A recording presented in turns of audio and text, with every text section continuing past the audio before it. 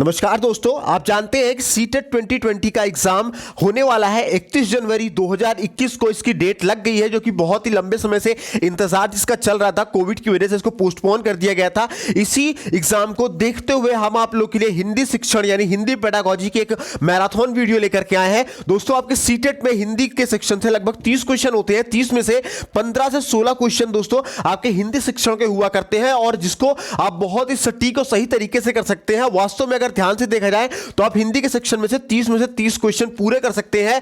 और फिलहाल आप लोग के लिए 15 से 16 कोई नंबर के जो क्वेश्चन आपके सीटेट में हिंदी के पेडागोजी से आते हैं, उसको दिलवाने के लिए आप लोग के लिए सीटेट की मास्टर वीडियो लेकर के आए हैं हिंदी शिक्षण में। दोस्तों, इसको पढ़ने के बाद और थोड़ा बहुत प्रैक्टिस सेट लगाने के बाद आप निश्चित है कि आप सीटेट में हिंदी के पोर्शन में एक बेहतरीन परफॉर्मेंस देकर के आएंगे। तो चलिए इसी के साथ बिना टाइम वेस्ट किए शुरुआत करते हैं आज के सेशन पे। तो बता दें आप लोगों को कि मेरा नाम है तरुण यादव, चैनल है हमारा IQ मेंटर, और पहली बार अगर आप विजिट कर रहे हैं तो हमारे चैनल को सब्सक्राइब करके बेल आइकन को भी जरूर प्रेस कर लीजिएगा।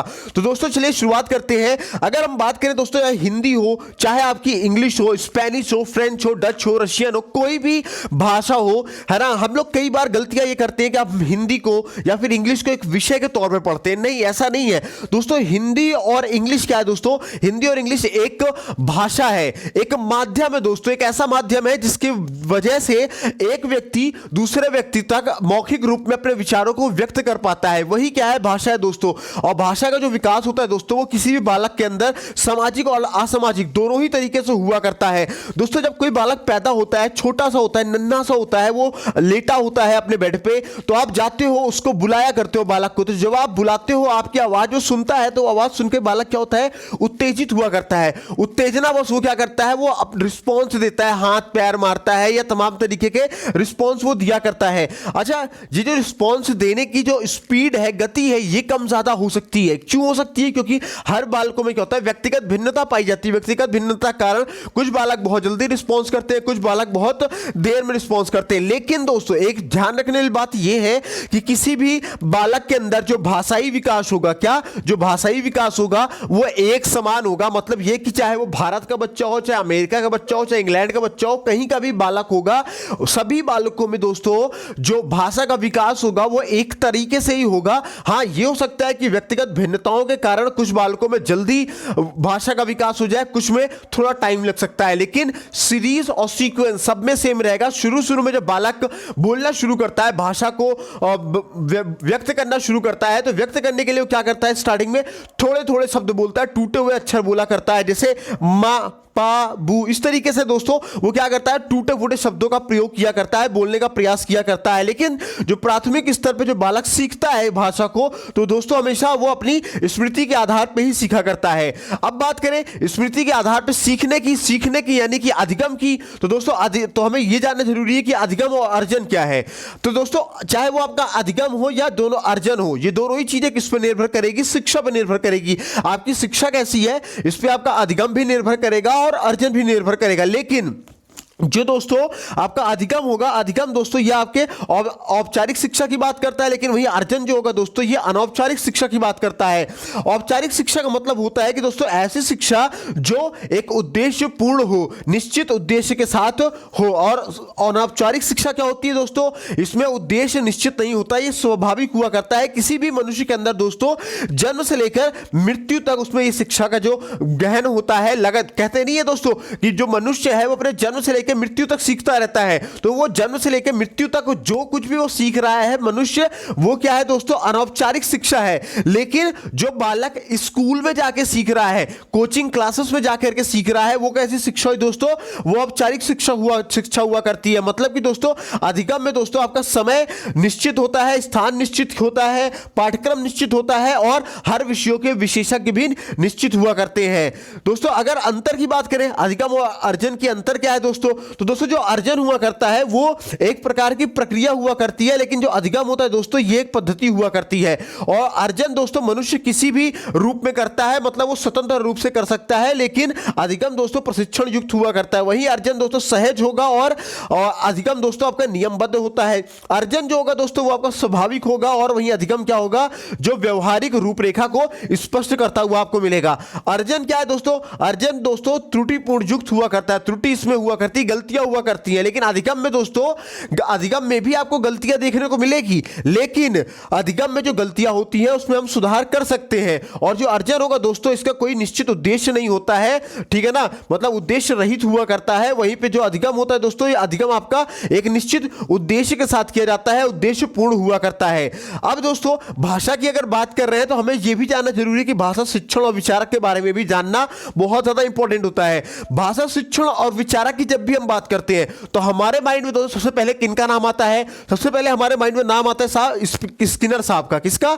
स्किनर साहब का, जिन्होंने चयनात्मक पुनर्बलन पर जोर दिया था। किस पे? चयनात्मक पुनर्बलन पे। अच्छा, ये क्या होता है चयनात्मक पुनर्बलन? जैसे मान लो कि आप कक्षा में कोई बालक है, ठीक है, आपने उस बालक को काम दिया, तो वो अगले दिन बालक आता है टीचर के पास, अपने क्या कहता है, अपने टीचर को दिखाता है कि सर मैं ये काम करके आया हूं। तो टीचर उस बच्चे की कॉपी देखता है, ठीक है, उस बच्चे देखता है कि उस बच्चे ने प्रयास किया है, भले ही गलती कुछ हुई हो, कोई बात नहीं, वो बात दूसरी चीज है, लेकिन उस बच्चे ने प्रयास किया, उस बच्चे ने करने की कोशिश की है। तो टीचर क्या करता है? उसको शाबाशी देता है, तो उसके लिए ताली बजवाता है क्लास में कि अरे वाह कितना अच्छा काम किया है, बहुत अच्छा, वेरी गुड, उसको शाबाशी देगा। तो इससे क्या होता है? बालक खुश हो जाता है, और बालक अपनी प्रशंसा, अपनी तारीफ, अपने लिए ताली बजवाने के लिए वो क्या करेगा? अगले दिन फिर से वो क्या करेगा? जो टीचर ने काम दिया है वो करके आएगा, और फिर से अगले दिन जाएगा अपने टीचर को दिखाएगा, ताकि फिर से उसको उसके लिए शाबाशी मिले, उसको टीचर अच्छा बोले, गुड बोले, उसके लिए ताली बजे क्लास में। मतलब बालक क्या करेगा इसमें, चयनात्मक पुनर्बलन में,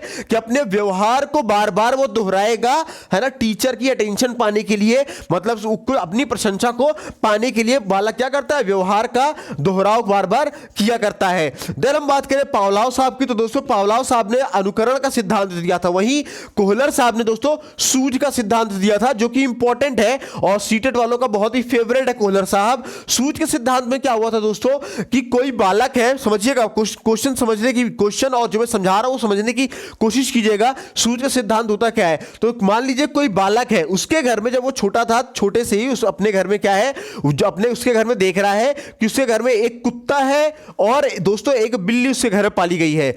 उसको ये बालक पता है, बालक को ये पता है कि जो कुत्ता है उसके भी 4 पैर है, बिल्ली के भी 4 पैर है, कुत्ते की भी 2 आंखें हैं, बिल्ली की भी 4 आंखें हैं, 2 आंखें हैं, सॉरी, कुत्ते के पास भी पूंछ है, बिल्ली के पास भी पूंछ है। लेकिन उसको अंतर ही पता है कि बिल्ली जो है वो आकार में छोटी है और कुत्ता जो है आकार में बड़ा है, ठीक है। मतलब कि जो बालक था वो कुत्ते और बिल्ली से पहले से ही वो परिचित था। लेकिन एक दिन क्या होता है, वो घर के बाहर बैठा हुआ रहता है, और घर के बाहर बैठता है तो उसे एक दिन बड़ा सा जानवर उसको देखने को मिलता है। मान लीजिए उसके सामने कोई भैंस आ गया, ठीक है ना, कौन आए, कोई भैंस आ गई या गाय आ गई, कोई बड़ा सा उसके सामने जीव आ जाया करता है। तो वो जब बड़ा जीव आ जाता है तो उसको देखता है, ठीक है ना, तो उसको देखने के बाद वो क्या करता है, जो अपने सूझ का प्रयोग किया करता है, समझ का प्रयोग करेगा, और समझ का प्रयोग करके वो ये कहेगा कि ये ना तो कुत्ता है और ना ये बिल्ली है, ये कुछ और ही है। मतलब बालक ने क्या किया है, यहाँ पे अपने सूझ का प्रयोग किया है, क्योंकि जब उसने देखा गाय है तो गाय के भी 4 पैर हैं, उसके भी 4 पैर थे, जानवरों के भी, जो कुत्ते और बिल्ली के थे, ठीक है ना, वो देखता है। लेकिन कुछ अलग उसको देखने को मिलता है कि गाय के पास सींग है, गाय के 4 थन है, लेकिन कुत्ते और बिल्ली में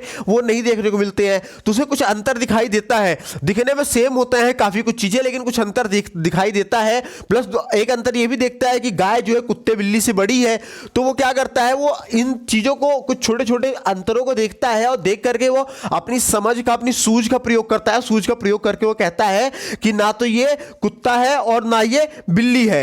इसके बाद साहब हमारे बात करते हैं चौमास्की साहब की। तो चौमास्की साहब ने क्या किया था, इन्होंने भाषा अर्जन का सिद्धांत दिया था, भाषा अर्जन का सिद्धांत दिया था, और इसके अंतर्गत इन्होंने ये कहा था कि किसी भी बालक के अंदर भाषा सीखने की जो क्षमता होती है वो जन्मजात हुआ करती है, बाई बर्थ हुआ करती है। इसीलिए इन्होंने क्या किया था, एलएडी की बात की है, एलएडी यानी कि लैंग्वेज एक्विजिशन डिवाइस की बात की थी। उन्होंने ये कहा कि किसी भी बालक के अंदर क्या होता है, भाषा अर्जन यंत्र हुआ करता है, और ये 2 प्रकार के हुआ करते हैं, किसकी सतही संरचना होती है और गहरी संरचना हुआ करती है। ध्यान रखिएगा, सतही संरचना और गहरी संरचना। अच्छा, भाषा अर्जन यंत्र की तो बात करते हैं, लेकिन उन्होंने भाषा अधिगम की बात वो नहीं की है। ध्यान रखिएगा, कंफ्यूजन हो जाती है लोगों में, कई बार ये पूछा जाता है, बच्चे कंफ्यूज आते हैं, तो ध्यान रखिएगा। चौमास्की साहब ने एलएडी लैंग्वेज एक्विजिशन डिवाइस की बात की है, भाषा अर्जन यंत्र की बात की है, ना कि भाषा अधिगम की बात की है। और इसके लिए इन्होंने दो चीजें बताई थी, सतही संरचना और गहरी संरचना के बारे में बताई थी।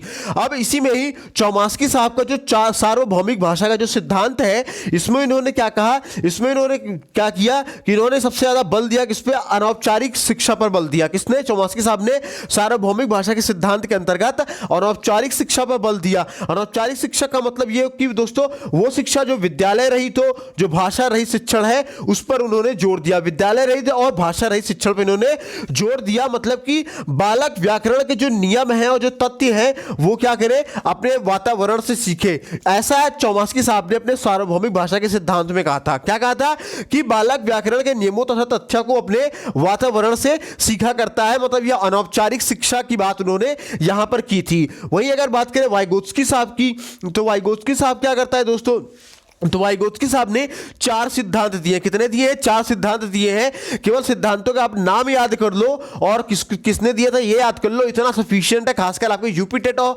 सीटेट के लिए। तो दोस्तों वाइगोत्स्की साहब ने 4 सिद्धांत दिए थे, जिनमें पहला आपका है दोस्तों सामाजिक विकास का सिद्धांत, दूसरा है दोस्तों सामाजिक अंतःक्रिया का सिद्धांत, वहीं तीसरा है आपका सामाजिक सांस्कृतिक विकास का सिद्धांत, वहीं चौथा है दोस्तों आपका सामाजिक संज्ञानात्मक विकास का सिद्धांत। कौन कौन से? ध्यान रखें, फिर से रिपीट कर रहा हूं, सामाजिक विकास का सिद्धांत, सामाजिक अंतःक्रिया का सिद्धांत और सामाजिक सांस्कृतिक विकास का सिद्धांत और सामाजिक संज्ञानात्मक विकास का सिद्धांत। ये 4 सिद्धांत वाइगोत्स्की साहब के द्वारा दिए गए हैं। इन्होंने ये कहा था कि दोस्तों बालक जो है वो अपने समवयस्कों के साथ सीखता है। सम यानी कि जो उनके साथ रहते हैं, उनके साथ रहने वाले जो एडल्ट्स हैं उनके साथ अंतःक्रिया करके सीखा करता है। मतलब कि मोर नॉलेजेबल अदर्स की बात करते हैं, एमक्यू की बात करते हैं, यानी कि अधिक ज्ञानवान से सीखने की बात करते हैं। अधिक ज्ञानवान से सीखने का मतलब क्या है कि ऐसे लोग जो उससे बड़े हैं, ज्यादा ज्ञानवान है, चाहे वो उस बालक के टीचर क्यों ना हो, चाहे उस बालक के साथी क्यों ना हो, चाहे माता पिता ही क्यों ना हो, चाहे पड़ोसी क्यों ना हो, चाहे वो समवयस्क यानी कि एडल्ट ही क्यों ना हो, लेकिन सबसे ज्यादा जो बालक सीखता है वो किससे सीखता है? वो अपने समवयस्कों से सीखा करता है, यानी कि अपने एडल्ट से सबसे ज्यादा सीखा करता है दोस्तों। इसके बाद जेडपीडी की हम बात करते हैं। जेडपीडी का मतलब क्या है दोस्तों? कि जोन ऑफ प्रॉक्सिमल डेवलपमेंट, यानी कि नजदीकी विकास का जोन। मैं इसको प्रॉपरली आपको डायग्राम के थ्रू इसको समझाता हूं, आप इसको समझने की कोशिश कीजिएगा। ये देखिए, ये मैं एक डायग्राम को आपको क्या कर रहा हूं, मैं इसको कलर कर दे रहा हूं ताकि डीप तरीके से आपको कलर करने पे आपको चीजें स्पष्ट तरीके से समझ में आने लग जाए। ठीक है, ये मैंने क्या किया, ब्लू कलर से मैंने इसको कलर कर दिया। फिर अब मैं उठाता हूं दूसरी चीजें, दूसरे कलर को उठाता हूं, तो ये आप देख पा रहे हैं, ये मैं रेड कलर से इसको क्या कर रहा हूं, मैं इसको कलर कर रहा हूं। क्यों कर रहा हूं ये चीजें अभी आपको समझ में आएगी धीरे धीरे। ठीक है ना, मैं आपको समझाता हूं ये चीजें क्या है। तो दोस्तों इसमें क्या होता है कि जेडपीडी में जो जोन ऑफ प्रॉक्सिमल डेवलपमेंट है, इसमें कि बालक के वास्तविक ज्ञान तथा बढ़ाए गए ज्ञान के बीच का जो क्षेत्र हुआ करता है, कौन कौन सा? वास्तविक ज्ञान और बढ़ाए गए ज्ञान के बीच का जो क्षेत्र होता है, इसको हम क्या बोलते हैं? जेडपीडी, यानी कि जोन ऑफ प्रॉक्सिमल डेवलपमेंट बोला करते हैं। ये देखिए, मैं रेड के ऊपर क्या कर रहा हूं, ये कलर उठा दिया, और ये जो ब्लू कलर से आप देख रहे हो, ये ब्लू कलर का आप देख रहे हो, ये क्या है दोस्तों? ये बालकों का वास्तविक ज्ञान है। वहीं पे ये जो आपका रेड वाला भाग दिख रहा है, ये रेड वाला दोस्तों क्या है? ये आपका बढ़ाए गए ज्ञान के बीच का क्षेत्र है। ठीक है ना, तो मतलब ये कि अब ये वाला जो बीच का पोर्शन देख रहे हो, मतलब बालक के अंदर जो वास्तविक ज्ञान था और जो बालक के अंदर अब नया ज्ञान आया है, ये वाला भाग, इसके बीच का जो क्षेत्र है, यानी कि ये लाल रंग का आप क्षेत्र देख रहे हो, इसके बीच का क्षेत्र क्या कहलाएगा? आपका जेडपीडी कहलाएगा, जोन ऑफ प्रॉक्सिमल डेवलपमेंट, यानी नजदीकी विकास का जोन कहलाएगा। मतलब इसमें बालक क्या करता है? अपने वास्तविक ज्ञान से बढ़ाए गए ज्ञान के बीच के जो क्षेत्र होते हैं बालक के अंदर, ये जो बीच का क्षेत्र आप देख रहे हो, ये बीच के क्षेत्र क्या है आपका? यही आपका जेडपीडी है। लेकिन जेडपीडी दोस्तों क्या करता है? ये प्रारंभ में मदद नहीं दी जाती है। कैसे दोस्तों? फिर समझिएगा, जो जेडपीडी में प्रारंभिक में मदद नहीं दी जाती है। अब हमारा एक इंपॉर्टेंट टर्म आता है, ये बहुत इंपॉर्टेंट टॉपिक है, इसको ध्यान रखिएगा। कई बार जो टेट के एग्जाम होते हैं उनमें तो बहुत ज्यादा ये फेवरेट है, आपके सीटेट के लिए भी फेवरेट है। क्या है वो? है इसके फोल्डिंग। इसके फोल्डिंग का मतलब क्या होता है? इसके फोल्डिंग का मतलब होता है दोस्तों ढांचा निर्माण करना। क्या करना? ढांचा निर्माण करना। मतलब ये होता है कि इसमें इसके फोल्डिंग में क्या करते हैं, आप कोई बालक ले लो, ठीक है, कोई बालक है, तो आप उस बालक को क्या कर रहे हो? साइकिल चलाना सिखाने जा रहे हो। क्या कर रहे हो? साइकिल चलाना सिखाने जा रहे हो। तो पहले आप क्या करते हो? जब बालक को साइकिल चलाना आप सिखाने जाते हो, ठीक है ना, तो बालक से आप जब साइकिल सीखने वाले सिखाने जा रहे होते हो, तो बालक क्या कर रहा होता है? आप बालक के साथ पीछे से साइकिल को हाथ पकड़ लेते हैं और बालक को कहते हैं आप हैंडल संभालो। तो बालक को फिर कुछ हाथ से थोड़ा दिन सहारा देते हैं, 1 दिन 2 दिन आपने बालक को हाथ से क्या किया, सहारा दिया। बालक धीरे धीरे हैंडल सेट करना सीख गया। फिर धीरे धीरे क्या किया, बालक को हमने पकड़ करके चलना सिखाया, साइकिल चलाना हमने सिखाया। और फिर थोड़े दिन के बाद हमने क्या किया, बालक को बोला कि चलो भाई अब अपने से तुम साइकिल चलाओ, ठीक है। अपने से फिर बालक क्या करता है, इस बार हाथ से नहीं, आपके पकड़ने से नहीं, बल्कि वो खुद से साइकिल चलाने की कोशिश किया करता है। उस कोशिश में क्या होता है, पहले बालक एक बार गिरता है, कहीं उसको कभी कभार उसको चोट भी लग जाती है, लेकिन एक टाइम ऐसा आता है कि वो साइकिल चलाना अपने आप ही सीख जाता है। तो इसमें आपने क्या किया है दोस्तों, इसमें आपने पहले क्या किया कि सबसे पहले आपने प्रारंभ में बालक को क्या किया, मदद किया। मदद किस लिए किया, ताकि बालक का ढांचा निर्माण हो सके, मतलब बालक को साइकिल चलाने का, हैंडल सेट करने का जो अंदाज है, जो तरीका है, वो उसे मालूम हो सके। तो आपने प्रारंभ में मदद की, ढांचा निर्माण करने में उसकी सहायता की बालक की, और उसके बाद फिर क्या किया, बालक को अस्थायी मदद दे दिया आपने। बालक को बोला कि जाओ भाई अब खुद से तुम साइकिल चलाना सीखो, ठीक है ना। तो बालक इसमें क्या करता है, फिर खुद से साइकिल चलाने की बालक क्या करता है, कोशिश करना शुरू करता है। यही दोस्तों आपका इसके फोल्डिंग होता है, ढांचा निर्माण हुआ करता है। इसमें बालकों को क्या किया जाता है, सर्वप्रथम प्रारंभिक मदद दी जाती है, यानी कि बालक के ढांचे निर्माण करने में सहायता की जाती है, और फिर दोनों ही चीजें मिलाकर के बालक को अस्थायी मदद दी जाती है, ठीक है ना। इसी में ही ये जो उदाहरण था मैंने आपको बताया कि बालक का हाथ पकड़कर चलना सिखाना, साइकिल चलाना सिखाना इत्यादि, ये सब क्या है दोस्तों, आपके इसके फोल्डिंग के अंदर आया करता है। अब बात करें दोस्तों भाषा शिक्षण सूत्र की, तो दोस्तों भाषा शिक्षण सूत्र की जब भी हम बात करते हैं तो हमें सबसे पहले हर्बर्ट स्पेंसर साहब की याद आया करती है। किसका, हर्बर्ट स्पेंसर साहब की याद आया करती है। इन्होंने क्या, इनका हर्बर्ट स्पेंसर साहब ने जो भाषा शिक्षण के सूत्र दिए हैं, इसके पीछे इनका उद्देश्य क्या था देने का, सवाल यही उठता है ना भाई, क्योंकि हमारे लिए सबसे ज्यादा इंपॉर्टेंट ये है कि जो हर्बर्ट स्पेंसर साहब ने जो यहां पे वो ये दिए हैं, भाषा शिक्षण के जो सूत्र दिए हैं, ये सूत्र क्यों दिए हैं, इसके पीछे का उद्देश्य क्या था। तो जो सूत्र दिए हैं उसके पीछे का उद्देश्य ये है कि भाषा अधिगम को क्या करना है, प्रभावशाली बनाना है। प्रभावशाली किस प्रकार से बनाना है कि भाषा को हमें मूर्त से अमूर्त की ओर लेकर के जाना है, ज्ञान से ज्ञात की ओर लेकर जाना है, वहीं सरल से कठिन की ओर लेकर के जाना है, पूर्ण से अंश की ओर, विश्लेषण से संश्लेषण की ओर, कृत्रिम से वास्तविक जीवन की ओर, वहीं मनोवैज्ञानिकता से तर्क की ओर, विशेष से सामान्य की ओर, और अनिश्चित से निश्चित की ओर। ठीक है दोस्तों, तो ये क्या था दोस्तों, ये भाषा शिक्षण के कुछ सूत्र थे जिसको किसने दिए थे, हर्बर्ट स्पेंसर साहब ने दिए थे। और इसमें क्वेश्चन कई तरीके से पूछे जाते हैं। तो ये जो सूत्र है दोस्तों, 3 ये और 6 ये, यानी कि 9, ये जो 9 सूत्र है दोस्तों, इन 9 सूत्रों को आप कायदे से इसको याद कर लीजिएगा, स्क्रीनशॉट लेके नोट कर लीजिएगा। पूछा जाता है कई बार एग्जाम में, और कई बार यही पूछा जाता है कि भाई शिक्षण सूत्र को किसने दिया है, तो हर्बर्ट स्पेंसर साहब ने दिया है। अब भाषा की बात कर रहे हैं, भाषा पढ़ रहे हैं, तो हमें यह भी जानना जरूरी कि भाषागत दोष कौन कौन से हैं।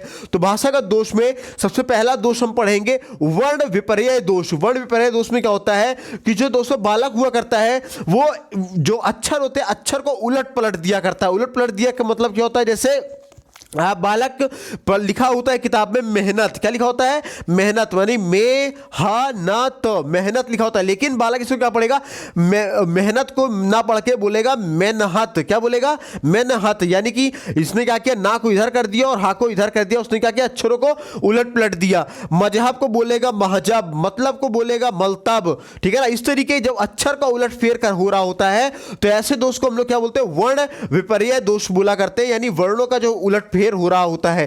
फिर आता है शब्द विपर्यय दोष। शब्द विपर्यय दोष में क्या हो जाएगा कि ये बालक क्या करेगा, शब्दों को, इसमें अक्षर को नहीं, वर्णों को नहीं, इसमें क्या करेगा, शब्दों को ही उलट पलट देगा। किताब में लिखा होगा, क्या लिखा होगा कि अध्यापक ने छात्रों को पढ़ाया, क्या किया, अध्यापक ने छात्रों को पढ़ाया, लेकिन उसको पढ़ेगा क्या, पढ़ेगा छात्रों ने अध्यापक को पढ़ाया, ये बोलेगा, क्या बोलेगा, छात्रों ने अध्यापक को पढ़ाया, जबकि लिखा क्या होगा, अध्यापक ने छात्रों को पढ़ाया। तो इसमें क्या कर रहा होता है बालक, इस तरीके के दोष में शब्द को ही उलट पलट दिया करता है, ठीक है ना। उसके बाद फिर आता है स्वर लोप दोष। स्वर लोप दोष में क्या होगा दोस्तों कि बालक जो शब्द लिखा होगा उस शब्द में जो स्वर होगा उन स्वरों को खा जाएगा। खा जाने का मतलब क्या होगा कि वो उनमें से एकाध स्वर का उच्चारण नहीं करेगा। जैसे चाचा लिखा होगा तो चाचा को पढ़ेगा चचा, दादा लिखा होगा दादा को पढ़ेगा क्या, दादा। इस तरीके से करेगा। वहीं अगर बात करें व्यंजन लोप की, तो व्यंजन लोप दोष जो हुआ करता है दोस्तों, इसमें क्या करता है कि बालक जो होता है व्यंजन को ही लगाना भूल जाता है। व्यंजन को मतलब लगाना भूलने मतलब कि वो व्यंजन को बोलेगा ही नहीं। जैसे क्षत्रिय लिखा होता है तो क्षत्रिय को क्षत्रिय ना पढ़ के वो पढ़ेगा छत्री, कमल को पढ़ेगा केवल कम, ला खा जाएगा वो, ठीक है ना। ऐसे जो दोष होते हैं इसको हम लोग क्या बोलेंगे, व्यंजन लोप दोष बोला करते हैं। वही हम लोग बोले पढ़े अगर स्वरागम दोष के बारे में, किसका, स्वरागम दोष के बारे में, तो स्वरागम दोष में क्या होगा कि बालक क्या करेगा, बालक के स्वर में दोष होगा, मतलब वो लिखा कुछ होगा पढ़ेगा कुछ और, उसके स्वर में कुछ और उच्चारण करेगा। जैसे लिखा होता है स्कूल, तो स्कूल को लोग वो बालक बोलेगा स्कूल, है ना। उसके बाद स्टूल को बोलेगा अस्टूल, स्थान को क्या बोलेगा अस्थान। इस तरीके के वो क्या करता है, वो स्वरों का दोष किया करता है। तो इस तरीके जो दोष होते हैं इसको हम क्या बोलते हैं, स्वरागम दोष बोला करते हैं। उसके बाद हमारा नेक्स्ट आता है स्वर भक्ति दोष। क्या आएगा, स्वर भक्ति दोष। स्वर भक्ति दोष में क्या होगा, जैसे स्वर भक्ति में बालक क्या करेगा, स्वरों की गलती कर देगा, मतलब मात्राओं की बहुत सारी बेसिक गलती कर देगा वो। जैसे राजेंद्र लिखा होगा तो राजेंद्र को पढ़ेगा राजेंद्र, महेंद्र को क्या पढ़ेगा दोस्तों, महेंद्र। इस तरीके से वो क्या करता है, शब्दों को उलटफेर किया करता है। फिर हमारा अगला दोष आता है, वो होता है अनुनासिक दोष। अनुनासिक दोष में क्या होता है, मतलब वो दोष जो मुख और नाक के बल बोले जाने वाले शब्दों में हेर फेर किया जाए। जैसे कि हाथ बोलते तो हाथ में जो चंद्र बिंदु लगता है इसका उच्चारण स्थान कहाँ से होता है, मुख और नाक से हुआ करता है। तो बालक क्या करेगा, इस मुख और नाक के उच्चारण स्थान को विलोप कर देगा, विलोपित कर देगा और बोलेगा हाथ, ठीक है ना। वही अनुनासिक दोष में एक और दोष आया करता है जो केवल मुख से बोले जाने वाले शब्द हैं, मुख से बोले जाने शब्दों में भी क्या करेगा, वो विलोप करेगा। जैसे पवन को क्या बोलेगा, पवन। इस तरीके का क्या करेगा, वो बेसिक सी गलतियां करता रहेगा। उसके बाद एक तरीके का और दोष हुआ करता है, इसको हम लोग बोलते हैं प्रयत्न लाघव दोष। प्रयत्न लाघव दोष में क्या होगा कि बालक क्या करता है, शब्दों में क्या करेगा, आधे शब्दों को खा जाएगा। खा जाने का मतलब कि वो बोलेगा इन, जैसे हम अक्सर आम बोलचाल में भी इस्तेमाल करते हैं, खासकर गांवों इलाकों में लिखा होता है मास्टर साहब, तो मास्टर साहब को हम लोग क्या बोलते हैं, माँ साहब। डॉक्टर साहब को बोलेंगे डॉक्टर साहब, डॉक्टर साहब को ना बोल करके बोलेंगे डॉक्टर साहब, ठीक है ना। मास्टर साहब को मास्टर साहब ना बोल कर बोलेंगे मार साहब। इस तरीके का शब्द हम लोग प्रयोग किया करते हैं। तो ये कैसा होता है, ये प्रयत्न लाघव दोष हुआ करता है। उसके अलावा अगर बात करें महाप्राण दोष की, तो महाप्राण दोष में क्या होगा दोस्तों, जैसे हम लोग क्या बोलेंगे, शब्द जो होगा उसमें अक्षर कुछ लिखे होंगे, व्यंजन कुछ और लिखा होगा, लेकिन हम उसका उच्चारण कुछ और करते, से घर को बोलेंगे घर, भजन को बोलेंगे वजन। इस तरीके की जो गलतियां होती है इसको हम क्या बोलते हैं, महाप्राण दोष बोला करते हैं। महाप्राण दोष के अलावा दोस्तों क्या होता है, अल्पप्राण संबंधी दोष भी हुआ करते हैं। अल्पप्राण संबंधी दोष में क्या होता है, जैसे चोर, चोर को क्या बोलते हैं, छोर बोलेगा, ठीक है ना। ऐसा जो दोष होगा, इस चम्मच को छम्मच बोलेगा। ऐसे जो दोष हुआ करते हैं दोस्तों, ऐसे दोष को हम लोग अल्पप्राण संबंधी दोष बोला करते हैं। अब हमारा अगला टॉपिक आता है कक्षा, यानी कि क्लास। क्लास की बात करें तो दोस्तों कई चीजें हमें जानने लायक होती है, लेकिन हम केवल उन्हीं चीजों को जानेंगे जो आपके एग्जामिनेशन के पॉइंट ऑफ व्यू से इंपॉर्टेंट है।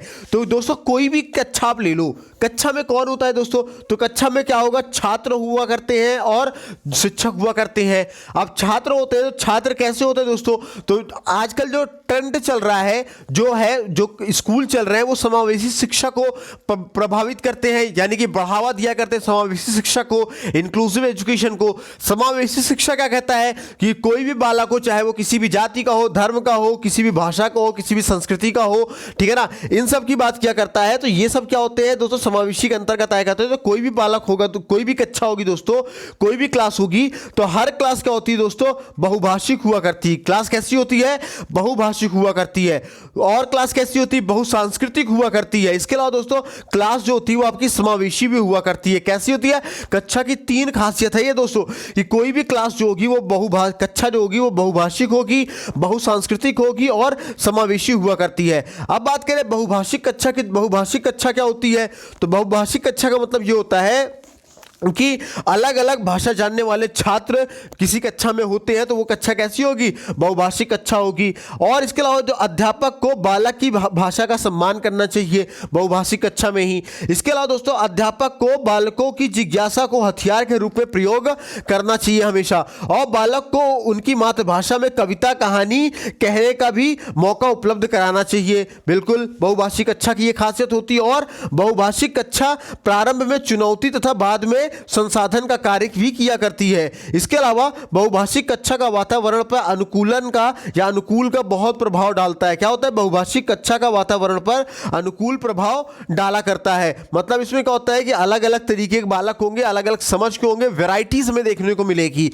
इसके अलावा बहुसांस्कृतिक कक्षा की बात करें तो बहुसांस्कृतिक मतलब कि ऐसी कक्षा जिसमें डिफरेंट कल्चर्स के बालक, डिफरेंट संस्कृतियों के बालक विद्यमान हो, प्रेजेंट हो। जैसे क्या होता है कि अलग अलग संस्कृतियों व रीति रिवाज वाले बच्चे किसमें पाए जाएंगे? बहु सांस्कृतिक कक्षा में हुआ करते हैं। इसके अलावा शिक्षक को सभी संस्कृति के सम्मान व समान सीखने के लिए रुचि पैदा करना चाहिए। मतलब कि शिक्षक क्या कर रहा हो कि जब भी छात्रों को पढ़ा रहा हो तो पढ़ाते समय सभी संस्कृति का सम्मान सीखने के लिए और सभी संस्कृतियों का सम्मान करने के लिए बालकों के अंदर रुचि पैदा करना चाहिए। इसके अलावा सभी को समान रूप से सांस्कृतिक गतिविधि में शामिल होने के लिए भी प्रोत्साहित करना चाहिए और सभी सांस्कृतिक आयोजन में बालक को शामिल जरूर करना चाहिए। अब बात करें समावेशी शिक्षा की, तो समावेशी शिक्षा क्या होती है? तो दोस्तों समावेशी शिक्षा कुछ चीजों में, मतलब समावेशी शिक्षा समझना क्या होती है? समावेशी शिक्षा जो होती है दोस्तों, ये आपके इक्वालिटी की बात करता है। इक्वालिटी की बात करता है। इक्वालिटी की बात का मतलब क्या होता है कि ऐसे, मतलब कि ऐसी कक्षा जिसमें हर तरह के बालक रह करके पढ़ सके, हर तरह के बालक की बात करता है। लेकिन इसमें कुछ अपवाद भी हैं, कुछ एक्सेप्शनल केस भी हैं। पहले आप समझिए कि समावेशी शिक्षा में कौन कौन से बालक पढ़ सकते हैं। तो समावेशी शिक्षा में दोस्तों, समावेशी कक्षा में एक मंद बुद्धि का बालक पढ़ सकता है, अल्प बुद्धि का बालक भी पढ़ सकता है, सृजनशील बालक भी पढ़ सकता है, जो एवरेज स्टूडेंट है, एवरेज बालक है, वो भी पढ़ सकता है, और हाई एक्यूरेसी, उच्च क्षमता वाले स्टूडेंट पढ़ सकते हैं, निर्धन यानी गरीब स्टूडेंट भी पढ़ सकते हैं, और वंचित बालक भी पढ़ सकते हैं। लेकिन जो नहीं पढ़ सकते समावेशी शिक्षा में वो कौन से हैं? तो जो नहीं पढ़ सकते वो उनमें से दोस्तों, जो वो बालक नहीं पढ़ सकते जो पूर्ण रूप से अंधे हैं, क्योंकि उनका स्कूल अलग होता है। वो बालक नहीं पढ़ सकते जो पूर्ण रूप से गूंगे बालक हो, ठीक है ना, जो पूर्ण से गूंगे हो या फिर पूर्ण रूप से बहरे हो, ठीक है। और इसके अलावा ऐसा बालक नहीं पढ़ सकते जो विशेष वातावरण की जिनको आवश्यकता हुआ करती है, ठीक है ना। मतलब कि जो ये बालक, ऐसे जो बालक हुआ करते हैं दोस्तों, चाहे जो समावेशी शिक्षा के अंतर्गत नहीं आते, मतलब कि ऐसे बालक जो अंधे हो, ऐसे बालक जो गूंगे हो, ऐसे बालक जो बहरे हो, ठीक है ना, ये समावेशी कक्षा में नहीं पढ़ा करते हैं। इनके लिए दोस्तों एक अलग प्रकार का वातावरण तैयार की जाता है, इनके लिए विशेष प्रकार की कक्षा तैयार की जाती है और विशेष प्रकार का विद्यालय भी तैयार किया जाता है। अब बात करें समावेशी कक्षा में शिक्षक कैसा होना चाहिए। तो समावेशी कक्षा में दोस्तों एक शिक्षक को भाषा सीखने के लिए बालकों के अंदर रुचि पैदा करना चाहिए। शिक्षक को दोस्तों पूर्ण प्रशिक्षित होना चाहिए और शिक्षक को दोस्तों खेल, कहानी, कविता और पाठ सहगामी क्रिया का पूर्ण ज्ञान भी होना चाहिए और अधिक से अधिक गतिविधियां भी शिक्षकों को कराना चाहिए। और समावेशी शिक्षा में दोस्तों किसी बालक को अलग से मदद नहीं करनी चाहिए, इससे अन्य बालकों में क्या हो जाएगी दोस्तों, हीन भावना उत्पन्न होगी। इसीलिए सबको एक समान अवसर और सबको एक समान मदद दी जानी चाहिए। इसके अलावा समावेशी कक्षा में सह शिक्षा को बढ़ावा मिलना चाहिए और अध्यापक को लिंग पूर्वाग्रह की अवधारणा को नकारना चाहिए। लिंग पूर्वाग्रह का मतलब कि जो बालक बालिकाओं में जो अंतर है उस अंतर को खत्म करना होगा, क्योंकि बालक और बालिका दोनों ही समान हुआ करते हैं, दोनों को ही समान मौका दिया जाना चाहिए। अब बात करें भाषा विकास के सिद्धांत की, तो दोस्तों भाषा विकास के सिद्धांत में हमें तीन चीजें जानने लायक है, माफ कीजिएगा तीन चार चीजें, कुछ चीजें हैं जो जानने लायक है, उसको हम जानते हैं। आइए, लेकिन उसके पहले ये जो पढ़ाने जा रहे हैं भाषा विकास के सिद्धांत, ये बहुत ही ज़्यादा इंपॉर्टेंट है। हर एग्जाम में पूछा जाता है, चाहे सुपर टेट आप दे रहे हो, यूपी टेट दे रहे हो या स्टेट टेट दे रहे हो, कुछ भी आप दे रहे हो, है ना, शिक्षक भर्तियों में ये जरूर पूछा जाता है। भाषा विकास के सिद्धांत प्रश्न बनते हैं, इंपॉर्टेंट है, नोट जरूर करिएगा या स्क्रीनशॉट जरूर लीजिएगा। तो पहला है दोस्तों हमारा अनुकरण का सिद्धांत। कौन सा सिद्धांत है? तो अनुकरण के सिद्धांत के अंतर्गत दोस्तों हमें कुछ जानने लायक चीजें ये हैं कि अनुकरण सिद्धांत को दोस्तों किन किन लोगों ने प्रतिपादित किया है। तो दोस्तों अनुकरण के सिद्धांत के अंतर्गत पावलोव साहब भी आया करते हैं, वैलेंटाइन साहब भी आया करते हैं, इन्होंने भी अपनी एक अलग थ्योरी दी है, शर्ली ने भी अलग थ्योरी दी है और चैंपनीज ने भी अलग थ्योरी दी है, ठीक है ना। और अनुकरण के सिद्धांत में इन लोगों ने बताया है कि देखकर व्यवहार का दोहराव करना क्या होता है, मतलब बालक क्या करता है कि छोटे बच्चों को आप लोगों ने देखा होगा, आप जैसे करते हैं, जैसे जैसे आप करते हैं तो छोटे बच्चे भी क्या करते हैं, आपको कॉपी किया करते हैं, वैसे ही आपको देख करके दोहराया करते हैं। तो ये आपको देख करके दोहराना क्या होता है, अनुकरण का सिद्धांत के अंतर्गत आया करता है। और प्रारंभिक स्तर में जो सर्वाधिक अधिगम हुआ करता है वो किसकी वजह से हुआ करता है, अनुकरण के द्वारा ही हुआ करता है। मतलब ये होता है कि भाई जो छोटे बच्चे होते हैं, आप लोगों ने देखा होगा कि अच्छे वातावरण उनके सामने दिए जाते हैं। मतलब बालकों के सामने छोटा बच्चा होता है, आप देखते होंगे कि वो वातावरण में उसके जैसे लोग रह रहे हैं, जिस तरीके से वो बोल रहे हैं, वो बालक भी वैसा ही बोलना शुरू कर देता है, वैसा ही रहना शुरू कर दिया करता है। मतलब जो प्रारंभिक स्तर पे जो कोई भी बालक कोई भी चीज अगर सीख रहा होता है तो सीखने के लिए क्या करता है, अनुकरण का प्रयोग किया करता है। इसके बाद हमारा दूसरा सिद्धांत आता है, वो होता है क्रियाशीलता का सिद्धांत। क्रियाशीलता का सिद्धांत क्या होता है कि इसमें दोस्तों बालक को गतिविधि आधारित सिखाया करता है, किसी गतिविधि के माध्यम से बालक को सिखाया जाता है, इसीलिए इसका नाम ही पड़ा है क्रियाशीलता। और क्यों सिखाया जाता है, ये गतिविधि आधारित क्यों हुआ करती है, इसलिए होती है जिससे बालक में जिज्ञासा और रुचि क्या हो, उत्पन्न हो सके। और जब बालक में जिज्ञासा और रुचि उत्पन्न होगी तो बालक भाषा को स्थायी रूप से सीखेगा। उसके बाद हमारा दोस्तों नेक्स्ट आता है अभ्यास का सिद्धांत। अभ्यास का सिद्धांत जो कि इंपॉर्टेंट है, इसको किसने दिया था, थॉर्नडाइक साहब ने दिया था। और थॉर्नडाइक साहब ने बताया था अब ये अभ्यास के सिद्धांत में कि बालक भाषा का प्रयोग स्वयं से किया करते हैं। कैसे करते हैं, खुद से किया करते हैं। और बालक भाषा का जितना अधिक अभ्यास करते हैं उतना स्थायी भाषा क्या करते हैं, सीखते जाते हैं। यह अभ्यास के सिद्धांत के अंतर्गत थॉर्नडाइक साहब ने बताया था। फिर दूसरा हमारा आता है परिपक्वता का सिद्धांत, यानी कि प्रिंसिपल ऑफ मैच्योरिटी, ठीक है ना। परिपक्वता के सिद्धांत के अंतर्गत क्या होता है दोस्तों कि बालक में जैसे जैसे परिपक्वता आती है, क्या बालक में जैसे जैसे परिपक्वता आती है तो बालक में भाषा विकास तीव्र होता चला जाता है। मतलब समझिएगा परिपक्वता यानी मैच्योरिटी, मैच्योरिटी चाहे वो शारीरिक रूप से हो चाहे मानसिक रूप से मैच्योरिटी हो, जैसे जैसे मैच्योर होगा बालक के अंदर क्या हो जाएगा, जो भाषा विकास है वो तेजी से होता चला जाता है। इसके बाद हमारा आता है नेक्स्ट सहचर अनुबंध, सहचर या अनुबंधन का सिद्धांत। तो सहचर और अनुबंधन के सिद्धांत के अंतर्गत दोस्तों क्या हुआ करता है कि सहचर अनुबंधन में बालक क्या करता है, जोड़ता है या फिर मिलाया करता है। मतलब कि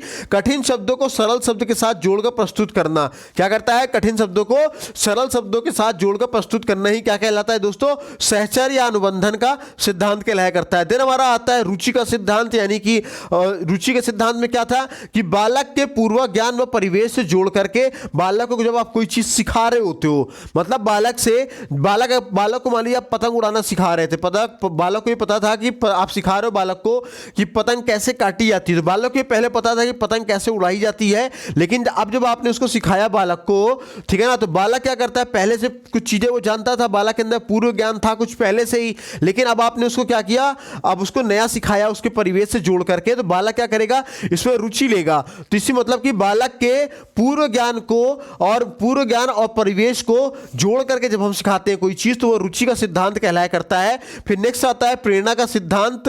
प्रेरणा के सिद्धांत में क्या होता है कि पहले सीखने के लिए तैयार करना, जिससे बालक को सीखने की आंतरिक इच्छा उत्पन्न हो जाए। मतलब बालक को क्या करना, मोटिवेट कर देना, इतना मोटिवेट कर देना कि भाई तुम्हें सीखना चाहिए, तुम ये कर सकते हो, कि बालक क्या हो जाए, बालक के मन में एकदम उसका ब्रेन वॉश हो जाए। बालक जो चीजें सीखना नहीं भी चाहता था, अब बालक ऐसा ब्रेन वॉश कर दो कि बालक अब वो चीजें क्या हो, सीखने के लिए एकदम तैयार हो जाए, उसके अंदर से उसके मन से ये इच्छा उत्पन्न होने लग जाए कि अब उसे वो चीजें सीखनी चाहिए। तो ऐसा सिद्धांत को हम क्या बोलते हैं, प्रेरणा का सिद्धांत बोला करते हैं। अब इसके बाद हम पढ़ेंगे दोस्तों भाषा शिक्षण व कौशल के बारे में। किसके बारे में, भाषा शिक्षण व कौशल के बारे में। इसमें भाषा शिक्षण और कौशल में क्या होता है दोस्तों कि बालक सबसे पहले क्या करता है, कोई भी चीज को वो सुनता है। जो बालक सुनेगा तो सुन करके उस चीज को वो बोलेगा। ध्यान रखिएगा, ये सीरीज याद रखिएगा, बस ये टेक्निक है, आप समझिएगा। बालक कोई चीज सुनेगा तो सुन करके वो चीजों को बोलेगा, और जब बोलेगा तो फिर उसी चीज को वो पढ़ेगा, और जैसा वो पढ़ेगा एकदम वैसा ही वो लिखेगा। सभी चीजें देखिए डिपेंड होती है। बालक जैसा सुनता है वैसा ही बोलता है, और जैसा बोलता है वैसा ही वो पढ़ता भी है, और जैसा पढ़ेगा वो वैसा ही बालक लिखता भी है। मतलब कि ये जो चारों कौशल है दोस्तों, ये चारों कौशल आपस में अंतः संबंधित हुआ करते हैं, और इनका विकास एकदम क्रमिक ढंग से नहीं हो सकता है। क्या होता है, इनका विकास जो होता है वो कभी भी क्रमिक ढंग से नहीं हो सकता है। चारों कौशल व्यक्ति सापेक्ष होते हैं। लिखना और पढ़ना एक एक करके सीखे जाते हैं। कौन कौन सा, लिखना और पढ़ना क्या होता है, एक एक करके सीखे जाते हैं। मतलब आप पहले पढ़ना सीखते हैं, है ना, फिर लिखना सीखा करते हैं। इसी में दोस्तों पहला अगर हम लोग जाने अभिव्यक्ति का सिद्धांत यानी अभिव्यक्ति कौशल को जाने तो अभिव्यक्ति कौशल क्या होता है दोस्तों। तो अभिव्यक्ति कौशल में कि भाव और विचार को जो हम लोग व्यक्त किया करते हैं, क्या करते हैं, जो हम लोग भावों को और विचारों को जो हम लोग व्यक्त कर रहे होते हैं, इसको हम लोग क्या बोलते हैं, अभिव्यक्तात्मक कौशल बोला करते हैं, यानी आउटपुट स्किल बोला करते हैं। इसमें बालक क्या करता है, बोल करके या लिख करके क्या करता है, अपने आप को, अपने भाव को, अपने विचारों को क्या करता है, व्यक्त किया करता है। फिर उसके बाद क्या आता है, ग्रहणात्मक कौशल। ग्रहणात्मक कौशल में क्या होता है दोस्तों, ग्रहण करना। क्या होता है, ग्रहण करना। इसको हम क्या बोलते हैं, इनपुट स्किल बोला करते हैं। इनपुट स्किल के अंतर्गत दोस्तों क्या होता है कि बालक इसमें जैसा सुनता है वैसा ही पढ़ा करता है। क्या करेगा, जैसा सुना बालक ने वैसा क्या किया, ग्रहण किया, याद किया, और जैसा याद किया उस बालक ने क्या किया, वैसा ही एकदम पढ़ा। ठीक है। फिर हमारा नेक्स्ट आता है लिखना कौशल। लिखना कौशल में क्या होता है दोस्तों कि ये लिखने कौशल को दोस्तों हम लोग वर्तनी कौशल भी बोला करते हैं, वर्तनी कौशल भी बोलते हैं। इसमें क्या होता है, शिक्षक को स्वयं लिखकर पहले क्या करता है, दिखाया करता है। मतलब कि शिक्षक पहले जैसे क लिखना है तो क को क्या करेगा, शिक्षक पहले खुद लिख करके बच्चों को दिखाया करता है। फिर शिक्षक को बोल कर लिखना चाहिए, इससे समावेशी कक्षा को लाभ मिलता है। मतलब मान लीजिए शिक्षक ने यहाँ पे श्यामपट्ट पे ब्लैक बोर्ड पे ये शब्द लिखा, ठीक है ना, फिर इसके बाद दूसरी बार लिखा तो उसको बोलना ये क्या है बच्चों, खा है। क्या है, खा है। तो जब शिक्षक ने बोल करके लिखा तो इससे क्या हुआ, जो समावेशी कक्षा थी उसको क्या होता है, बहुत अधिक लाभ मिला करता है। और हमेशा दोस्तों शिक्षक को श्यामपट्ट के बाईं ओर से 45 अंश का कोण बनाते हुए लिखना चाहिए। कहां से, श्यामपट्ट पे यानी कि ब्लैक बोर्ड पे दोस्तों हमेशा ब्लैक बोर्ड के बाईं ओर यानी कि लेफ्ट साइड से लिखना चाहिए। लेफ्ट साइड से खड़े होकर के, लेफ्ट साइड खड़े होना है। शिक्षक को ध्यान रखिएगा, अगर ये ब्लैक बोर्ड है तो यहाँ शिक्षक अगर खड़ा है तो शिक्षक हमेशा लेफ्ट में खड़ा होगा और शिक्षक का जो हाथ होगा लिखने वाला वो राइट हैंड पे होगा। और हमेशा कितने पे, जो एंगल बनेगा दोस्तों वो एंगल हमेशा 45 डिग्री के एंगल से खड़े होकर के पढ़ाना चाहिए। ये ध्यान रखिएगा, इंपॉर्टेंट है। कई बार एग्जाम में पूछा भी गया है कि किसी शिक्षक को कितने अंश का कोण बना के लिखना चाहिए, 45 अंश का कोण बना के लिखना चाहिए। और किधर लिखना चाहिए, तो श्यामपट्ट के यानी ब्लैक बोर्ड के बाईं ओर लिखना चाहिए। अब बढ़ते हैं दोस्तों हम अपने आगे की तरफ हम लोग बढ़े तो फिर हमारा नेक्स्ट आता है कि इससे क्या होगा, जब बालक ऐसे, शिक्षक ऐसे लिखेगा तो बालक क्या होंगे, लिखने के लिए प्रेरित होंगे। ठीक है ना। अब लिखने के लिए प्रेरित होंगे तो बालकों में क्या होगा, वर्तनी का भी अच्छा ज्ञान होगा। मतलब शिक्षक बोल बोल कर लिखा रहा होता है तो बालक लिखने के लिए प्रेरित होंगे, प्लस बालक सही चीज़ों को सुनेंगे, और सही चीज़ सुनेंगे तो बालक के अंदर वर्तनी का भी अच्छा ज्ञान होता चला जाएगा। इसके बाद दोस्तों हमारा नेक्स्ट आता है पढ़ना कौशल या पढ़ना कौशल। पढ़ना कौशल में क्या होता है, जो इंपॉर्टेंट चीज़ें ये दो हैं, सीटेट ने पूछा गया है, कई बार सुपरटेट ने भी पूछा गया है कि दोस्तों पढ़ते समय नेत्र और पुस्तक की बीच की दूरी कितनी होनी चाहिए। तो पढ़ते समय दोस्तों हमारी आंखों और पुस्तकों के बीच की दूरी दोस्तों 25 सेंटीमीटर होनी चाहिए कम से कम। और पढ़ते समय दोस्तों नेत्र और पुस्तक का जो कोण हो वो नेत्र और पुस्तक कोण कितना होना चाहिए, 45 अंश का कोण बनाते हुआ होना चाहिए। कितना, 45 अंश का कोण बनाते हुए होना चाहिए। अब पढ़ने के कौशल की बात करें दोस्तों तो पढ़ने के कौशल में दो चीजें आती है निकल करके, पहला आता है पठन मुद्रा और दूसरा आता है पठन शैली। मतलब पढ़ने के जो कौशल है इसमें दो चीजें हैं, क्या क्या है, पठन मुद्रा है और पठन शैली है। ठीक है ना। तो पढ़ने की मुद्रा क्या होती है दोस्तों, तीन तरीके की हुआ करती है। बालक या तो लेट कर पढ़ता है या बैठ कर पढ़ता है या खड़े होकर के पढ़ा करता है। लेकिन पठन शैली कैसी होती है, पठन शैली में बालक कैसे पढ़ रहा है, तेज पढ़ रहा है कि धीरे पढ़ रहा है कि मन में पढ़ रहा है, ये क्या होती है, पठन शैली हुआ करती है। इसके अलावा अगर पठन के भेदों की हम बात करें, किसकी बात, पठन के भेदों की अगर हम बात करें तो पठन भेदों दोस्तों दो प्रकार के हुआ करते हैं। कौन कौन से होते हैं, मौखिक पठन होता है और मौन पठन हुआ करता है। जो आपके मौखिक पठन हुआ करते हैं उसमें शाश्वर वाचन आया करता है। क्या आता है, शाश्वर वाचन आया करता है। और दोस्तों शाश्वर वाचन का इस्तेमाल सबसे ज्यादा दोस्तों हम लोग प्राथमिक स्तर पर किया करते हैं, क्योंकि ये प्राथमिक स्तर के लिए सबसे ज्यादा उपयुक्त पठन शैली हुआ करती है।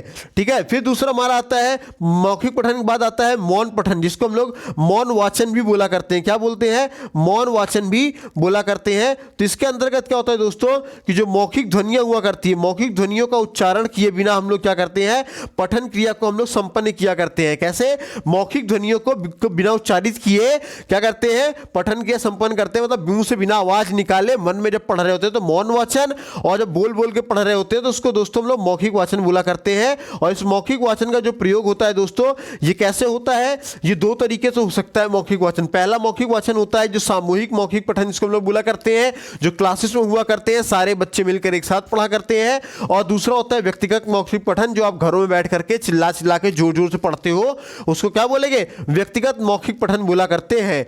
ठीक है। इसके अलावा दोस्तों अगर हम लोग जाने इसके बारे में मौन पठन के बारे में, तो मौन पठन के बारे में क्या होता है कि ये साइलेंट होकर के लिया जाता है। लेकिन जो मौन पठन होता है वो दो प्रकार के हुआ करते हैं, एक होता है तीव्र मौन पठन, दूसरा होता है समीक्षात्मक मौन पठन।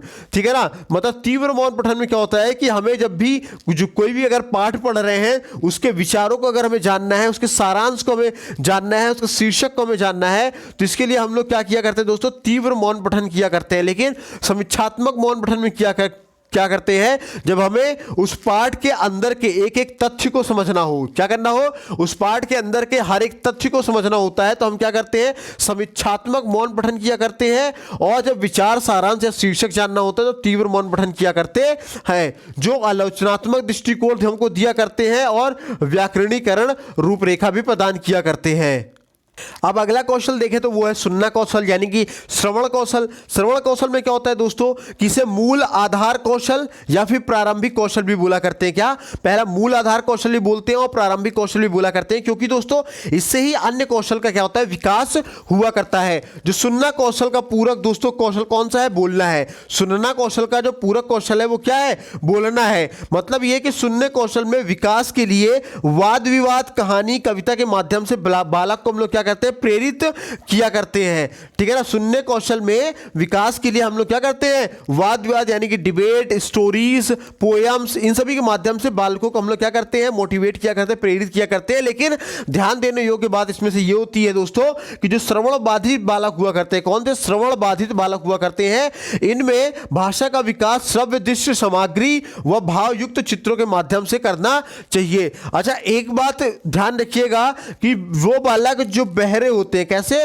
वो बालक जो बहरे होते हैं वो कैसे होते हैं? वो गूंगे भी हुआ करते हैं। ध्यान रखिएगा, जो बालक बहरे होते हैं वो गूंगे भी होंगे।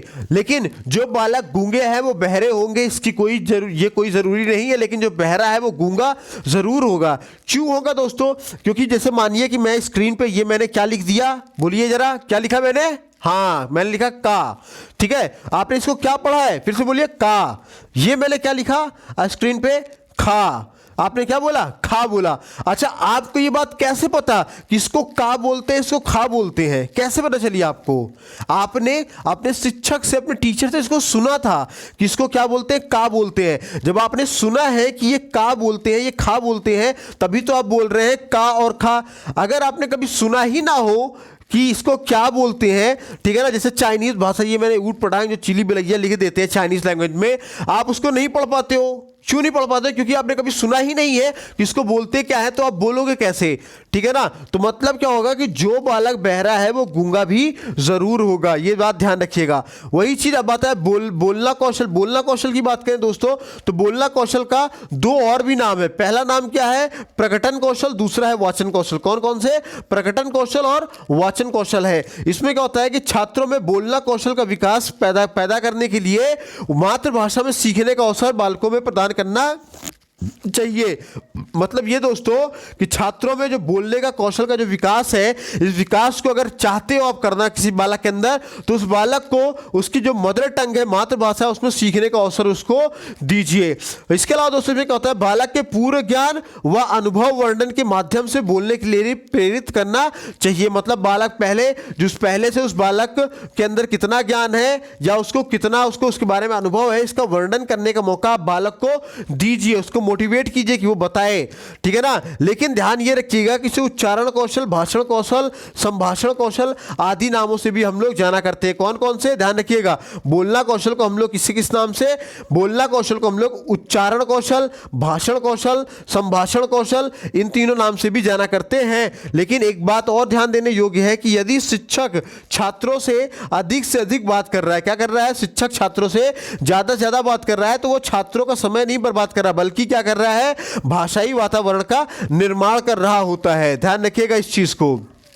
अब बात करें कि पाठ्य पुस्तक जो हम लोग पढ़ रहे होते हैं उस पाठ्य पुस्तक की विशेषताएं कैसी होनी चाहिए। तो पाठ्य पुस्तक की विशेषताओं में दोस्तों कि जो बालक की मानसिक स्तर के अनुकूल होनी चाहिए पाठ्य पुस्तक, और पुस्तक कैसी होनी चाहिए, सरल और सुगम होनी चाहिए, और बालक के परिवेश से जुड़ा हुआ होना चाहिए, और बाल साहित्य का अधिक से अधिक प्रयोग कोशिश हमेशा ये करनी चाहिए, और अभ्यास कार्य विभिन्नता से युक्त होना चाहिए, और प्रारंभिक कक्षा में रंगीन पाठ्य पुस्तक होना बहुत ज़्यादा इंपॉर्टेंट है। रंगीन होते हैं, चित्र बने होते हैं, तो छोटे बालक क्या करते हैं, उसमें ज़्यादा इंटरेस्ट लिया करते हैं। मतलब कि वो पुस्तक कैसी होनी चाहिए, प्राथमिक स्तर पे भावात्मक और चित्रात्मक होना चाहिए। ये इंपॉर्टेंट टर्म है, इसको ध्यान रखिएगा। अब जाने अगर व्याकरण शिक्षण से संबंधित विधियों की अगर हम बात करें तो दोस्तों व्याकरण शिक्षण संबंधित विधियों में सबसे पहली विधि आती है आपकी आगमन विधि। आगमन विधि में दोस्तों क्या होता है, ध्यान रखिएगा। तो आगमन विधि को सबसे पहले तो हम ये जानिए कि आगमन विधि को हम लोग सूत्र निर्माण विधि भी बोला करते हैं। क्या बोलते हैं, सूत्र निर्माण विधि भी बोला करते हैं। इसमें आगमन विधि में क्या होता है कि सरल से कठिन की ओर हुआ करता है, मूर्त से अमूर्त की ओर, ज्ञात से ज्ञात की ओर हुआ करता है, ठीक है ना। अच्छा, इसी में क्या होता है, उदाहरण के पश्चात कुछ नियम भी इसमें लागू हुआ करते हैं, और इसी में प्रारंभिक स्तर पर दोस्तों ये सबसे ज्यादा उपयुक्त होने वाली एक विधि है, इसको हम लोग आगमन विधि बोला करते हैं। इसके अलावा दोस्तों ये एक मनोवैज्ञानिक विधि भी है, और शिक्षण सूत्रों का इसमें प्रयोग हुआ करता है भली भांति ढंग से। इसके अलावा निगमन विधि की अगर बात करूं तो निगमन विधि में दोस्तों ये क्या होता है, नियम पहले बताया जाता है, और नियम के बाद उस नियम से संबंधित उदाहरण भी दिए जाते हैं ऐसी विधियों में, और उच्च स्तर की कक्षा के लिए निगमन विधि हुआ करता है, और आम मनोवैज्ञानिक व रटने पर जोर देने वाली ये विधि हुआ करती है निगमन विधि। और शिक्षण सूत्रों का प्रयोग इसमें नहीं किया जाता है, लेकिन इसमें क्या होता है, कम समय लगा करता है, ठीक है ना। और एक चीज ध्यान देने योग्य ये है कि जो आगमन विधि है वो निगमन विधि की विपरीत विधि है। ध्यान रखिएगा, जो आगमन विधि है वो निगमन विधि की विपरीत विधि है, और आगमन निगमन का विरोध, लेकिन ध्यान रखिएगा, समझिएगा बात को, इंपॉर्टेंट लाइन है, ठीक है ना। एग्जाम में पूछा जाता है, सीटेट में भी आया हुआ क्वेश्चन है, बहुत ही ज्यादा इंपॉर्टेंट है, ठीक है ना। आगमन निगमन की विपरीत विधि तो है, मैं इसको थोड़ा सा जूम कर दूं प्रॉपरली आप लोगों को समझ में आए, ठीक है।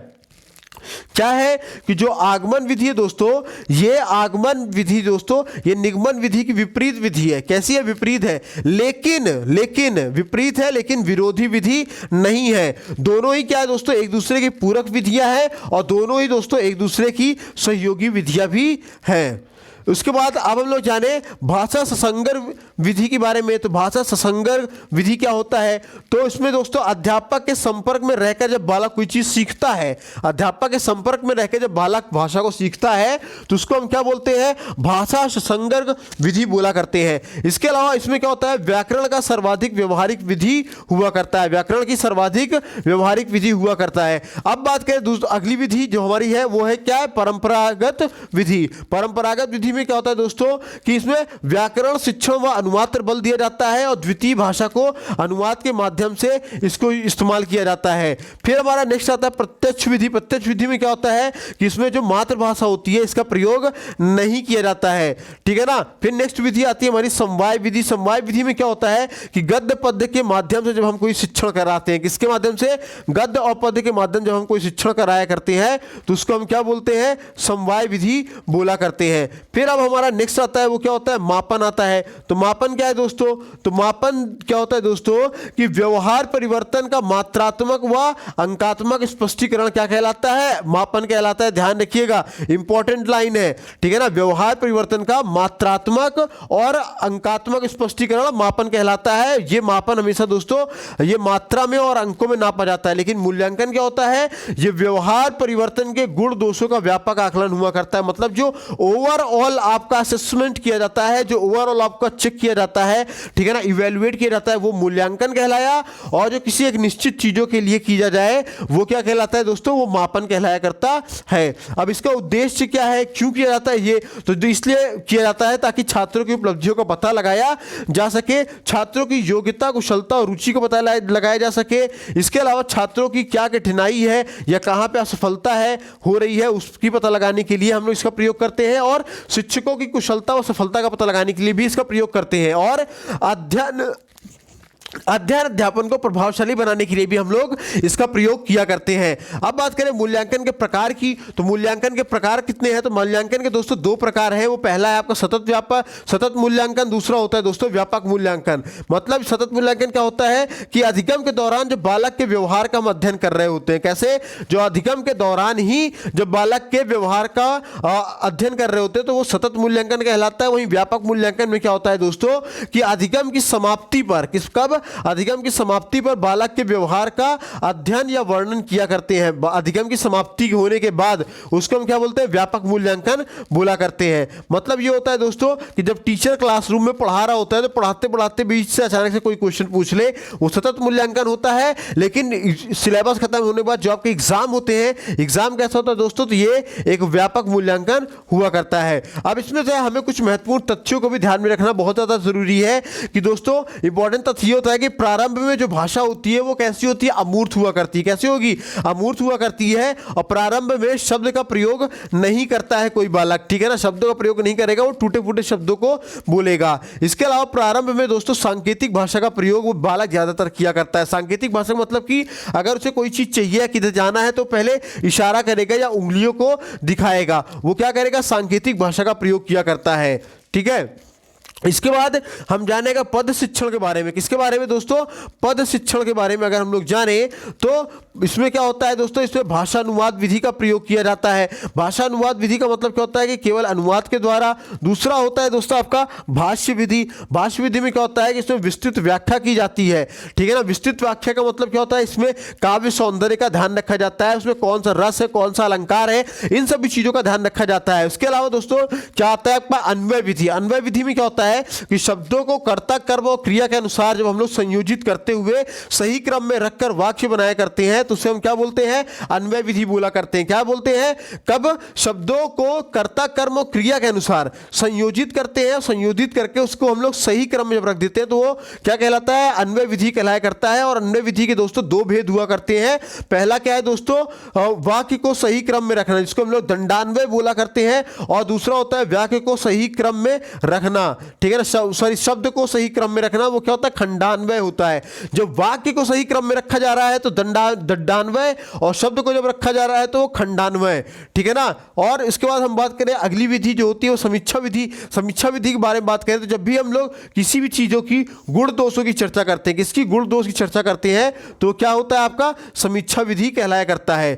अब इसके बाद दोस्तों पद के बाद हम लोग जानते हैं गद्य शिक्षण के बारे में। तो दोस्तों गद्य शिक्षण में क्या होता है कि इसमें पंचपदीय विधि आया करती है, जिसको हम लोग हर्बर्टीय विधि के नाम से भी जाना करते हैं। और इसमें क्या होता है दोस्तों? जब 5 पद हुआ करते हैं। 5 पद कौन कौन सी होती है? पहला होता है प्रस्तावना, दूसरा होता है सामान्यीकरण, तीसरा होता है कंपैरिजन यानी तुलना, चौथा होता है मूल्यांकन, पांचवा होता है प्रयोग, ठीक है। इसके बाद अगर हम बात करें पाठ्य पुस्तक विधि की, तो पाठ्य पुस्तक विधि में क्या होता है कि ये जो विधि होती है ये कुछ निम्न कक्षाओं के लिए बेहतर हुआ करती है। वो निम्न कक्षाओं में कौन कौन सी होगी? पहला आता है आपका व्याख्या विधि। व्याख्या विधि का प्रयोग कहां करते हैं? तो दोस्तों इसमें जो उच्च कक्षाएं होती है उनके लिए बेहतर होती है व्याख्या विधि। मतलब समझिएगा, जो पाठ्य पुस्तक विधि है ये आपके प्राइमरी लेवल को बेहतर बनाने के लिए किया जाता है, प्राइमरी लेवल पर ये बेस्ट होती है। लेकिन जो व्याख्या विधि हुआ करती है दोस्तों ये क्या होती है? आपकी हायर क्लासेस में बेस्ट हुआ करती है। इसमें क्या होता है कि कहानी कथन की कल्पना शक्ति का विकास होता है। इसके माध्यम से क्या होता है व्याख्या विधि से कि कहानी कथन से कल्पना शक्ति का विकास हुआ करता है। और कविताओं में लयबद्धता व रसात्मक बोध हुआ करता है। कौन कौन सा? लयबद्धता और रसात्मक बोध भी हुआ करता है। तो दोस्तों यहीं पे तक था आपका हिंदी शिक्षण। इससे बाहर आपका सीटेट और या यूपी टेट में कुछ भी नहीं पूछा जाएगा। पेडागॉजी के सेक्शन से इतना आपने पढ़ लिया है, थोड़ा सा आप प्रैक्टिस सेट सॉल्व कर लेना, इतना आप लोगों के लिए सफिशिएंट हो जाएगा। Thanks for watching our video, thanks for listing us. Video पसंद आई हो तो लाइक कीजिएगा, शेयर कीजिएगा। पहली बार चैनल पे आ रहे हैं सब्सक्राइब करके बेल आइकन को जरूर प्रेस कीजिएगा। वीडियो कैसी लगी इस बारे में कमेंट बॉक्स में कमेंट जरूर कीजिएगा। और अब आप किस वीडियो का मैराथन चाहते हो या किस सब्जेक्ट का आप मैराथन चाहते हो उसके बारे में हमें कमेंट सेक्शन में लिख दीजिएगा। हम उस पर वीडियो बनाना शुरू कर दिए हैं। तो और अगर आप इन सभी वीडियोस की पीडीएफ पाना चाहते हैं तो आपको नीचे दिख रहे स्क्रीन पे नंबरों पे व्हाट्सएप में आपको दोस्तों कैपिटल लेटर में JOIN ज्वाइन लिख के मैसेज करना होगा। तो हम आप लोग को अपने IQ मेंटर स्टडी ग्रुप में ऐड करेंगे जहां पे आपको हमारे सारे वीडियोस की पीडीएफ मिल जाएगी। इसके अलावा आपके वहां पे upcoming examination details, upcoming vacancies की डिटेल्स और अपकमिंग एग्जामिनेशन या वैकेंसी वैकेंसीज में जो सिलेबस है उस सिलेबस के प्रॉपर पीडीएफ नोट्स प्रोवाइड कराए जाते हैं, प्रॉपर जीएस जीके के नोट्स प्रोवाइड कराए जाते हैं, करंट अफेयर्स प्रोवाइड कराए जाते हैं, बहुत सारी चीजें, और आपके जो भी डाउट्स होते हैं डाउट्स भी इसमें क्लियर किए जाते हैं हमारे इसी ग्रुप में। तो आप खुद भी जुड़िए, अपने सभी दोस्तों को जोड़िए। इसके अलावा दोस्तों आप हमको इंस्टाग्राम पे भी फॉलो कर सकते हैं। इंस्टाग्राम के सर्च बॉक्स पे जाए, वहां पे लिखें IQ मेंटोर, और IQ मेंटोर लिखने के बाद दोस्तों वहां आप हमें फॉलो कीजिए। वहां भी हमारे पोस्ट के माध्यम से आपको डेली कुछ ना कुछ नया सीखने को जरूर मिलेगा, जो आपके एग्जामिनेशन के लिए बहुत ज्यादा इंपॉर्टेंट होगा। तो चलिए दोस्तों, इसी के साथ अपनी वाणी को विराम देते हैं, मिलते हैं अगले फिर से किसी अगले नए सेशन में, इंपॉर्टेंट सेशन में, जो आपके एग्जामिनेशन के लिए इंपॉर्टेंट होगा। तो तब तक दोस्तों अपना ख्याल रखिए, स्वस्थ रहिए, मस्त रहिए, और जय हिंद दोस्तों।